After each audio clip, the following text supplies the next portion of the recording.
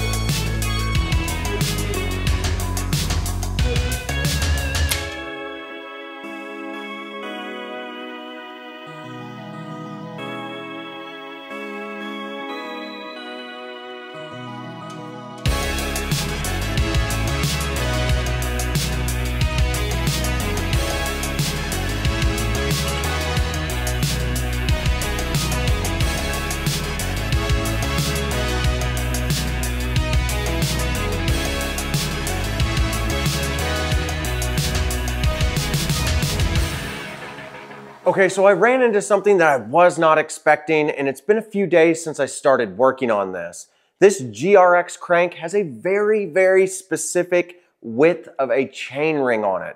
This is designed for an 11-speed chain, and of course, I'm trying to use a 12-speed chain, and the thickness of this chain ring just won't work with a 12-speed chain. As you can see with the 12-speed chain right here, whenever I start to put the links on here, it just doesn't quite seat down in there far enough, causing problems on these inner links. So my solution is to buy a wolf tooth chain ring that's designed to go all the way up to a 12-speed.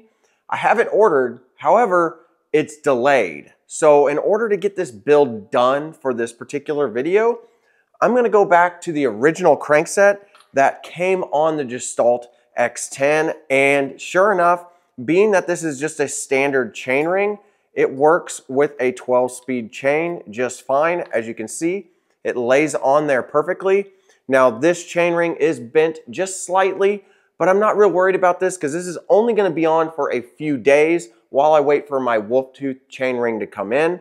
And this will be a good solution for me to get this whole thing set up, be able to test out the braking, and then also be able to dial in the shifting as best I can. But before I get this installed, I'm gonna go ahead and bleed the brake system, and then that way the brakes will be fully done. Then we can take off the GRX crank and install the old crank that came on this bike. Then after that, we can just dial in the shifting and take this thing out for its first ride to see how the L-TWOO setup actually works.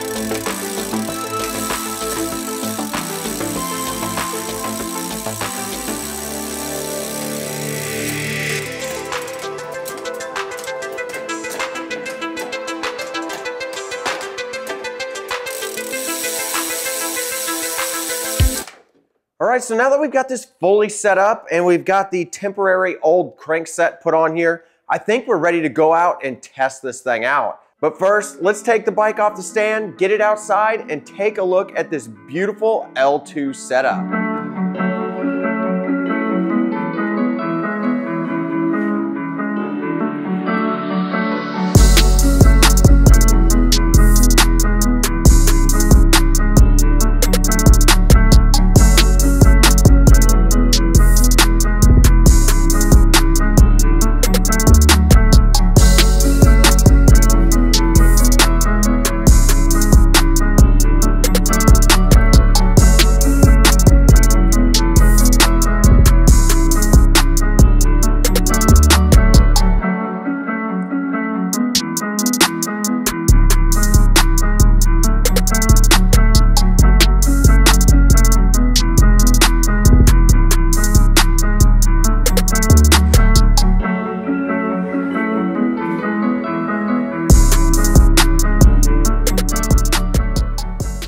So far I've been out on 2 road rides with this bike with the L-TWOO setup, and I've got to say I'm super impressed with how comfortable these hoods and levers are.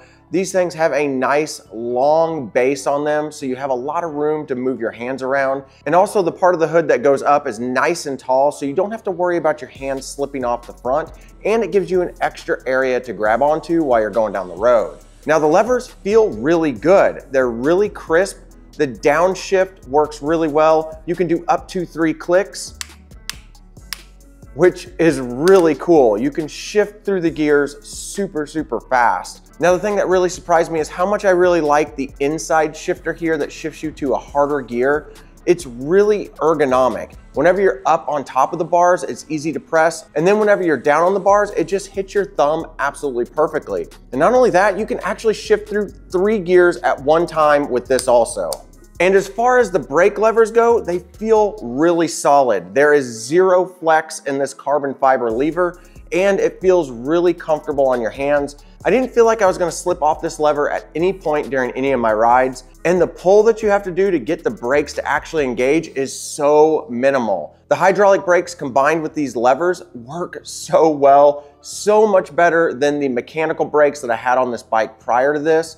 I am so glad I made this switch. If you're like me and you primarily want to make this move to get away from mechanical brakes and get into hydraulic brakes, it's well worth the money. Now, as far as the rear derailleur goes, this thing has performed surprisingly well with this VG Sports cassette. I'm not a big fan of VG Sports cassettes. They tend to not have the best shift timing on them, but with this particular setup, it does seem to work pretty well. This cassette will be the next thing that I want to upgrade for sure. I would like to try out one of the ultralight cassettes that you can find on AliExpress. This thing seems to shift really well. I really enjoy the clutch. It keeps the whole drivetrain really quiet, and it seems to work really well with the Shimano HG chain that I've got on here. I can't wait to get the wolf tooth chain ring so I can put my GRX crank back on and have a high quality chain ring on there to see if it even gives me a little bit better performance. So I know I've only got 2 rides on the L-TWOO setup at this point, but I've got to say, I am really blown out of the water. The build quality, the feel and fit and finish on this seems to be top notch. I think L-TWOO is really trying to make a brand for themselves. They have some electronic shifting coming out for gravel that I'm really excited about. But for right now, the L-TWOO GRT setup that's mechanical works so well. I love the hydraulic brakes, a major upgrade, not only in just overall performance, but making me feel safer on the bike, especially if I get going down some really sketchy gravel roads. I'm gonna feel a lot more confident on this bike this year than I did last year. So I think I've made you guys wait long enough to tell you exactly how much the carbon fiber L-TWOO GRT setup actually costs. If you guys have a guess on this, put it down in the comments below. But this is gonna blow your mind how much I actually paid for this and how well this thing is actually performing. The total cost that I paid for this setup is only $330.59. And that's everything shipped directly to my door. Now, granted, I did already have a 12-speed cassette that I was able to use, and I also had some cable housing for the shifting. So if you do plan on picking one of these things up, those are gonna be the things that you will need. But I think for $339.59, I got an absolute steal. I cannot wait to see the long-term durability of this, and I hope you guys are excited about that too, and you stick around. And if you like this type of stuff, these type of upgrades, doing budget type stuff, make sure you just hit that subscribe button. I've been watching a lot of my analytics, and I can tell you that about 85% of the people watching my content aren't subscribed. So if you aren't subscribed and you've been watching my videos, or you just like budget-friendly type content, then go ahead, click that subscribe button. That helps out a small channel like mine, and I greatly appreciate it. All right, guys, as always, we'll see you in the next one. Man, this setup is super sweet. I'm really glad I tried this out. Can't wait to get this out on some real, true gravel roads. Yeah, good job, L-TWOO. Good job.